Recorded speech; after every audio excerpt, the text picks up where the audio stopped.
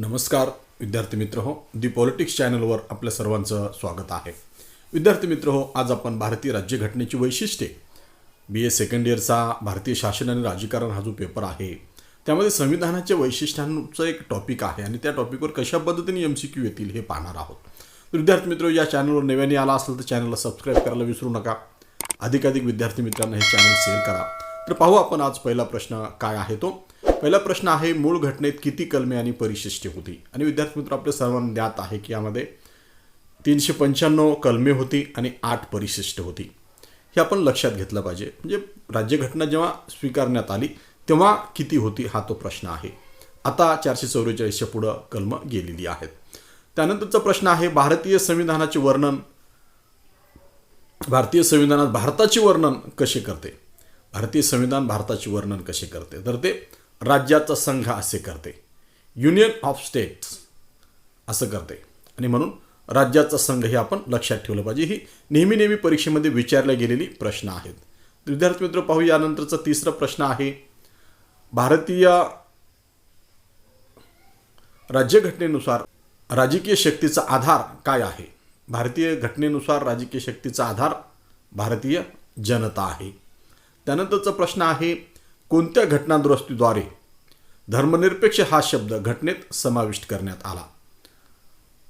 तर ते आहे 42वी घटनादुरुस्ती आणि 1976ला इंदिरा गांधींनी 42वी घटनादुरुस्ती केली आणि त्यालाच मिनी कॉन्स्टिट्यूशन सुद्धा म्हटलं जाते किंवा दुसरी राज्यघटना, छोटी राज्यघटना असं त्याला संबोधलं जाते. त्यानंतरचा प्रश्न आहे प्रश्न क्रमांक 5, भारतीय राज्यघटना भारतासाठी कोणत्या प्रकारच्या सरकारची तरतूद करते.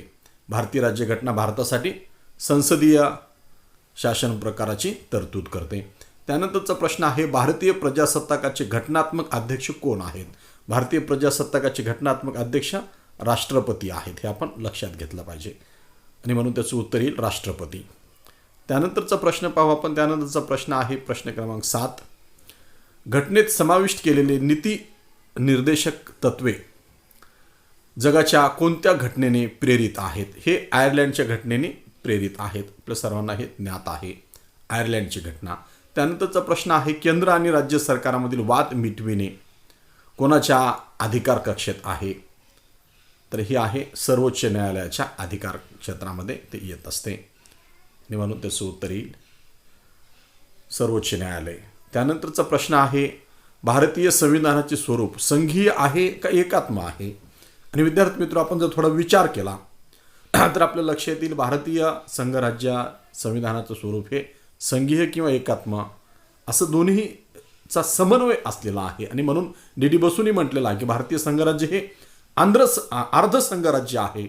तर काही सुभाष कश्यपनी म्हटलेलं आहे की भारतीय संघराज्य हे केंद्रोत्सर्गी संघराज्य आहे असंही त्याला म्हटलेलं आहे. कारण भारतीय संघराज्यामध्ये काही गोष्टी संघराज्याच्या घेतलेल्या आहेत. संघराज्याची तिन्ही वैशिष्ट्ये आपल्या याच्यामध्ये आहेत, पण केंद्रप्रबळ संघराज्य अशा पद्धतीचं वैशिष्ट्य भारतीय संघराज्याचं राहिलेलं आहे.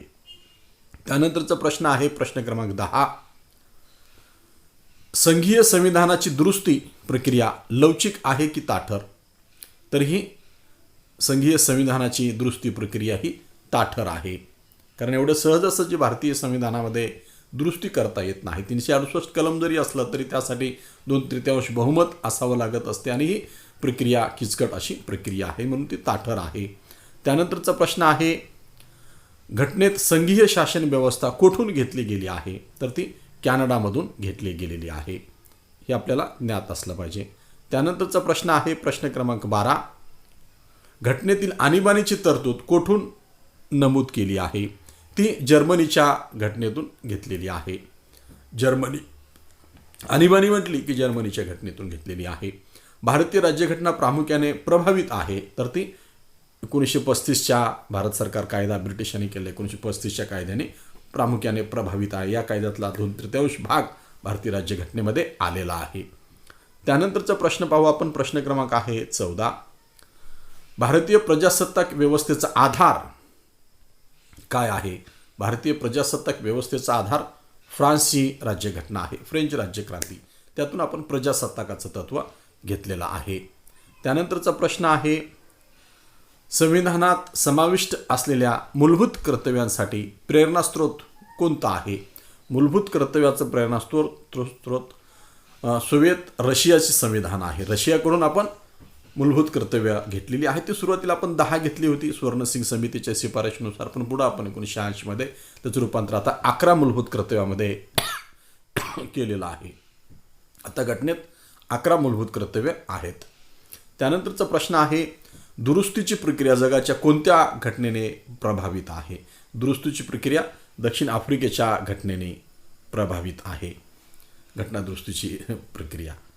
त्यानंतरचा प्रश्न पाहू आपण. त्यानंतर प्रश्न क्रमांक 17, संसदीय लोकशाही व्यवस्था कोठून प्रेरित आहे? संसदीय लोकशाही व्यवस्था ही ब्रिटनकडून प्रेरित आहे. आपण लंडन इंग्लंडच्या धर्तीवर संसदीय शासन पद्धती स्वीकारलेली आहे.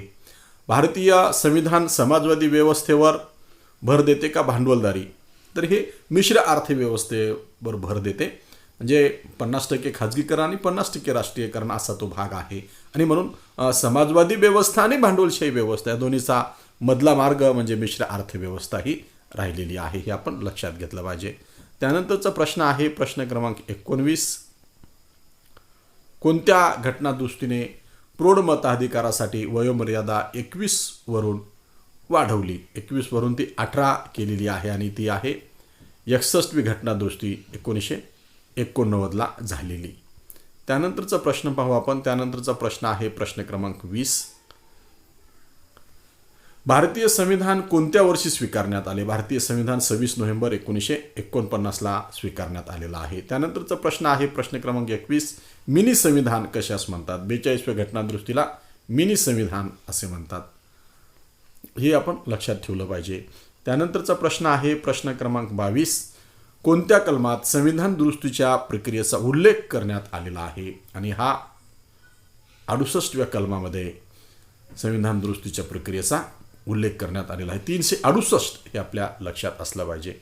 त्यानंतरचा प्रश्न आहे, संविधानाचे संरक्षक कोणास बनवले गेले? संविधानाचे संरक्षक सर्वोच्च न्यायालयाला बनवले गेलेला आहे.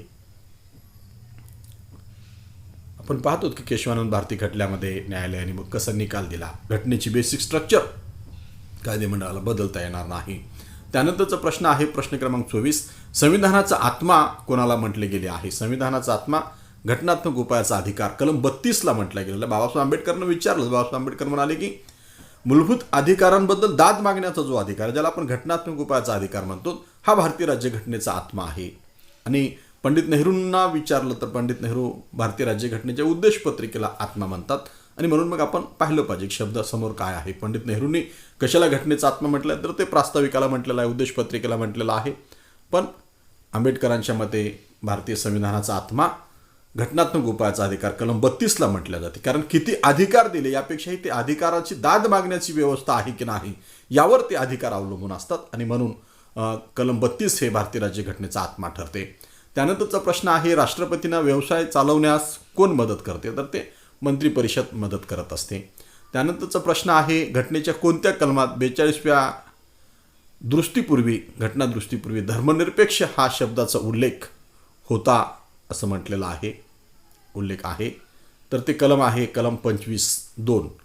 25(2) मध्ये अदर सेक्युलर ॲक्टिव्हिटीज असं म्हटलेलं आहे.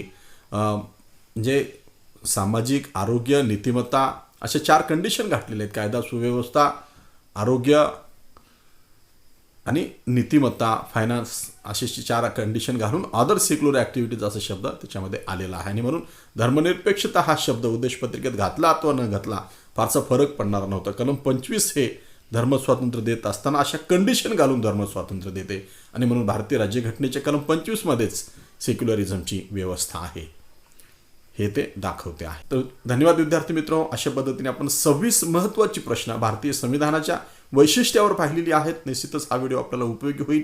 सर्व स्पर्धा परीक्षामध्ये भारतीय संविधानावर प्रश्न असतात, मग ती TETची असो का पोलीस भरतीची असो, बँकिंगची असो, हे सगळ्याच परीक्षांमध्ये MPSC UPSC पासून ते या सर्व स्पर्धा परीक्षांमध्ये ही प्रश्न असतात. तर नव्याने आला असेल चॅनल सबस्क्राईब करा. यापूर्वीची व्हिडिओ पाहायचे असतील वर आय बटनवर क्लिक करा. धन्यवाद. जय हिंद, जय महाराष्ट्र.